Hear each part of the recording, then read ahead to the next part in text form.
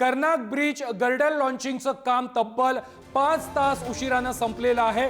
मध्य रेल्वेला या गर्डर लॉन्चिंगमुळे फटका बसलेला आहे। 5 तासांनंतर मध्य रेल्वेची वाहतूक आता सुरळीत झालेली आहे। सकाळी 5:30 वाजता संपणारा ब्लॉक 10:15 वाजता संपलेला आहे। ब्लॉक अचानक वाढवल्यानं 13 मेल एक्सप्रेसचे वेळापत्रक देखील बदललेलं होतं।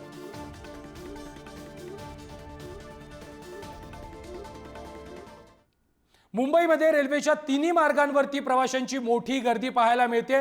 ब्लॉकमुळे प्रवाशांचे प्रचंड हाल झालेले आहेत। पश्चिम रेल्वेवरती जम्बो ब्लॉक घेण्यात आलेला आहे। वांद्रे ते माहीम दरम्यानच्या पुलाच्या कामासाठी हा पश्चिम रेल्वेवरती जम्बो ब्लॉक घेण्यात आलेला आहे। जवळपास 330 लोकल फेऱ्या या रद्द झालेल्या आहेत। तर सेंट्रल रेल्वेवरती CSMT ते मस्जिद बंदर दरम्यान पुलाचं काम सुरू होतं आणि त्यामुळे हा ब्लॉक घेण्यात आलेला आहे। तर हार्बर मार्गावर देखील पनवेल ते कुर्ला दरम्यान वाहतूक सुरू होती, मात्र कुर्ल्यापासून CSMT पर्यंत वाहतूक बंद होती।